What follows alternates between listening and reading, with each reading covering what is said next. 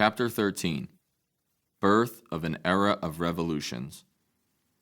It was a time of great change, and as always, a picture, or in this case a painting, Pat Lyon at the Forge, by John Nagel, is worth 1,000 words. In this portrait, Patrick Lyon of Philadelphia is depicted as a blacksmith hard at work at the forge. He wears an apron and a shirt that shows his muscular forearms. This portrait was commissioned by Lyon himself, and it depicts a man proud of his labor and strength. Here was a working man, blue-collar chic. This is stranger than it may appear to modern eyes. After all, in the 18th and early 19th centuries, men who could afford to commission such paintings usually preferred to be portrayed in formal dress, adorned in powdered wigs and leggings, and surrounded by expensive objects that implied an aristocratic status. Something had changed. Lyons may appear to be the quintessential working man in this painting, but he was also something else, one of the wealthiest men in Philadelphia.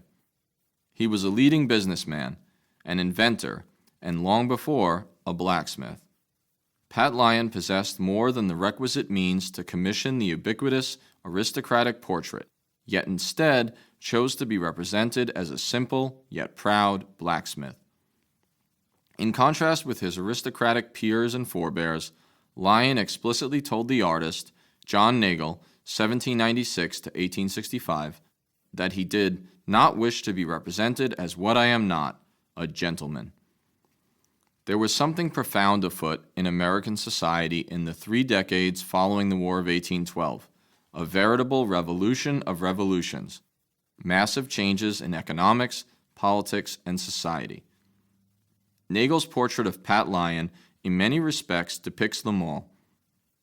The United States was becoming more commercialized, more egalitarian, at least for white males, and, to a certain extent, populist. The Federalists, seen as the party of aristocracy, had faded from the political scene, and new factions of the Republican Party would lead America through this time of turmoil. Technology, infrastructure, government investment, and communications, these would all permanently change. Quality of life for most Americans increased, but others, as always, were left behind, victims of a society moving too far, too fast. Lessons of War: Madison, Republicans, and the hypocrisy of new nationalism. The War of 1812 was at best a draw, at worst an embarrassing debacle. It demonstrated the unpreparedness of American arms, government, and infrastructure for conflict with a major world power. The United States, despite major efforts, couldn't even conquer Canada, and was lucky to maintain its own territorial integrity. Nonetheless, James Madison, in the presidency from 1809 to 1817, and most Americans, especially Republicans, decided to publicly rebrand the war as a decisive victory, a second war of independence. What we know as nationalism, a term not in use until the 1830s, exploded in the aftermath of this indecisive war. If America could defeat mighty Great Britain again, what couldn't it do? The entire continent seemed ripe for the taking, and, in due time, for the improving. In time, Spanish Florida would be illegally invaded by General Andrew Jackson and eventually would be sold to the U.S. by a Spain that did not have much choice in the matter. The Pacific Northwest would be divided and shared between Britain and the U.S., making America a two-ocean power and cutting the Spanish and the Russians out of the deal. All, it seemed, was part and parcel of America's unmistakable destiny. Yet the men who had stood atop the federal government throughout the war privately knew better. They were aware of the debacle that had ensued and how near disaster had been. The war had been fought on a shoestring and, generally, under the Republican ideology of limited government. The Republicans, from Thomas Jefferson to James Madison, had espoused a minimalist approach to federal power, but that would change. Soon, the only party that had any real power, the Republican Party, began to fragment into opposing factions and eventually would become nearly unrecognizable. Suddenly, Madison and the New Nationalists began calling for internal improvements, canals and roads, military preparedness, this time the Army would not be completely demobilized, a protective tariff to benefit manufacturers, and even a rechartering of the National Bank. Every one of these demands had recently been anathema to the doctrinaire Republicans, including the father of the party, Jefferson. What's amazing is how quickly most, including the Sage of Monticello, embraced the changes and accepted the increase in federal power and jurisdiction. Wars change societies. They always have and always will. Things are gained, efficiency, technological innovations, and federal power, but things are also lost, such as civil liberties, ideological purity, and in the case of America, modesty. A society forever changed. The transportation and commercial revolutions. We are under the most imperious obligations to counteract every tendency of disunion.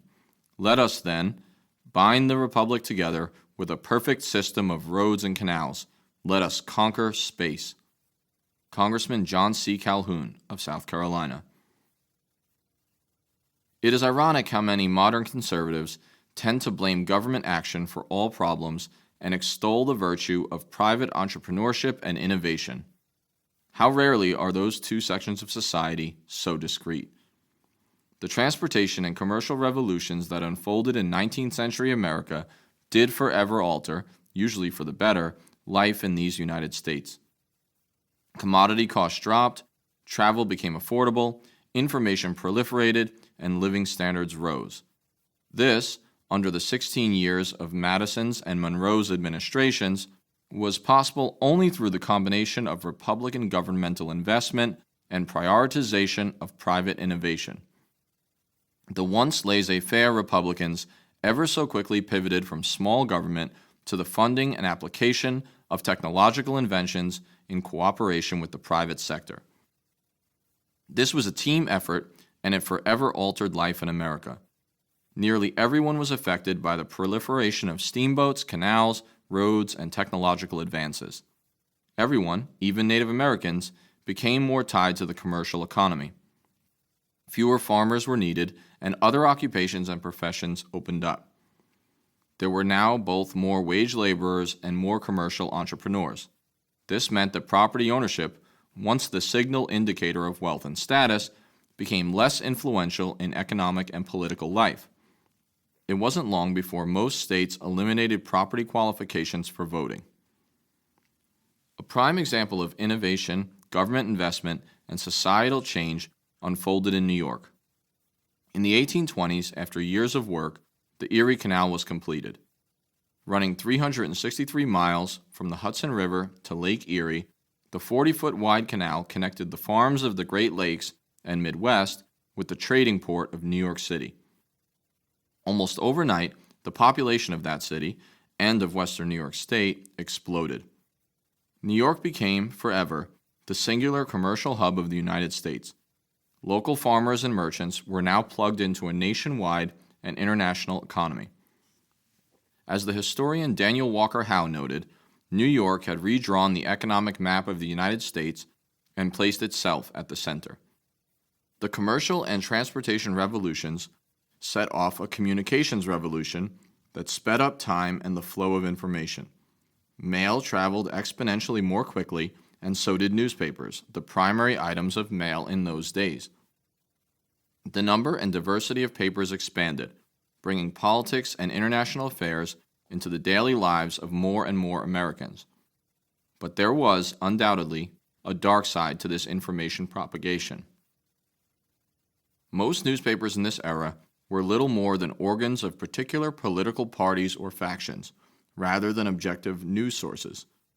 These papers relied, oftentimes, on wealthy benefactors or government printing contracts from the party in power.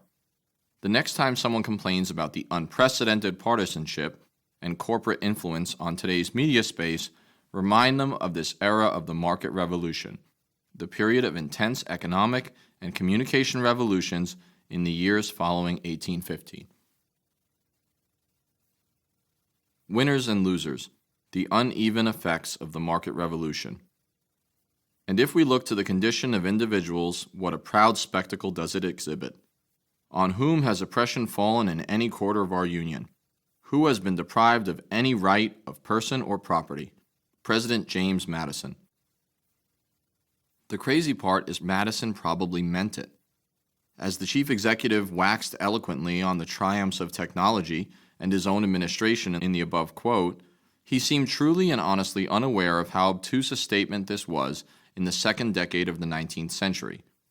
This was, however, a time when few would respond to the president by pointing out the hypocrisy of holding some 1.5 million blacks in chains, keeping several million women trapped in the paternalistic home, and having stolen the lands of hundreds of thousands of Native Americans.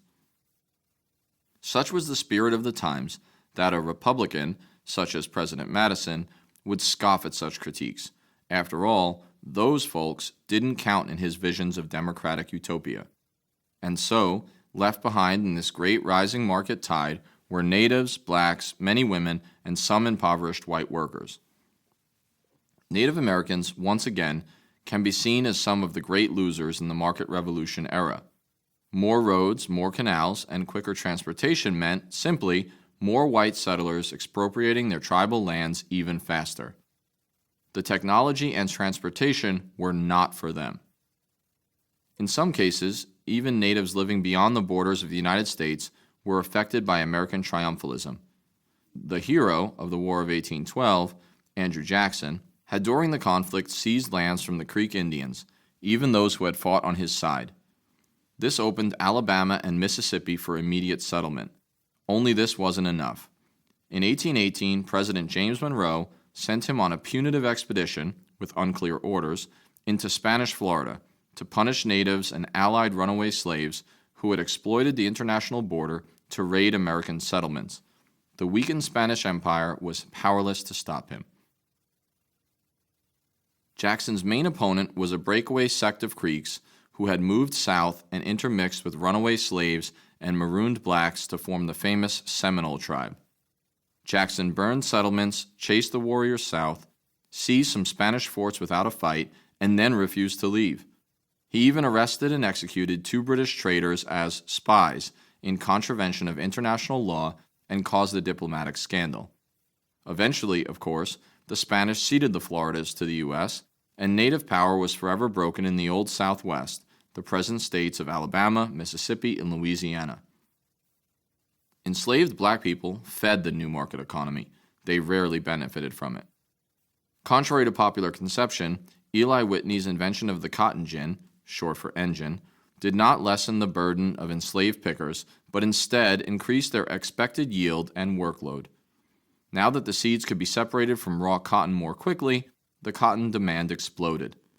Furthermore, the temperate climate and limitless land in what was then considered the Southwest, stolen from the Creek and other native tribes, made the United States the top producer of cotton in the world by 1820. It was cotton that made America, and the South, king. It fed the textile factories of England and Massachusetts alike, and the demand seemed insatiable. Slaves were expected to work harder, rest less often, and produce more.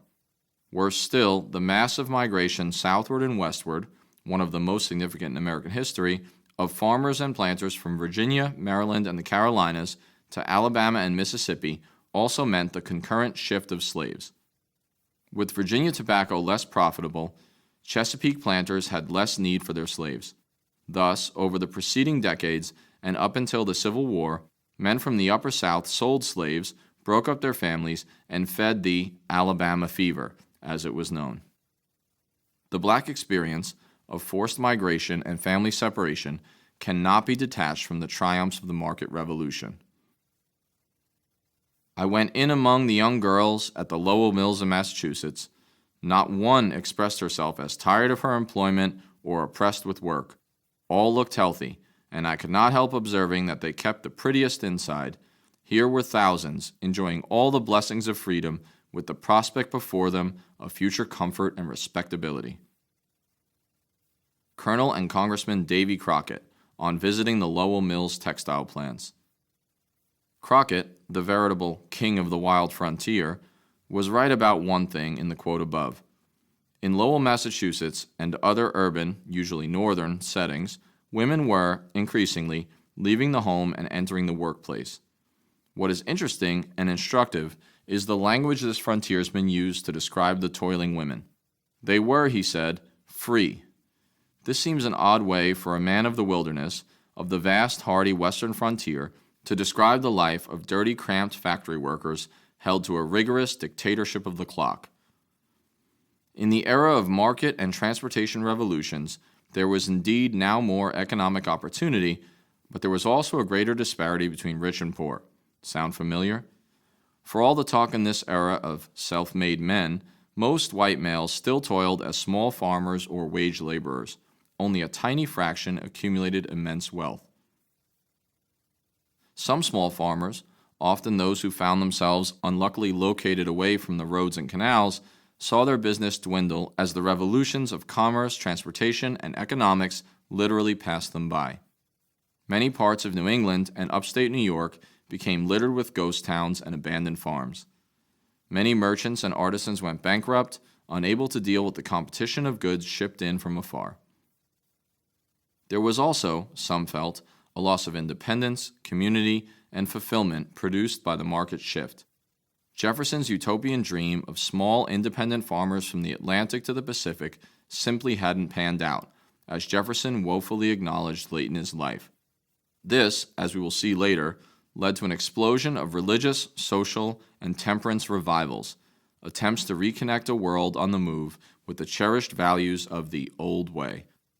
This too seems a natural outgrowth of all the economic and political revolutions in American history. It was a strange time, one of speed and change, of winners and losers, of growth and of pain.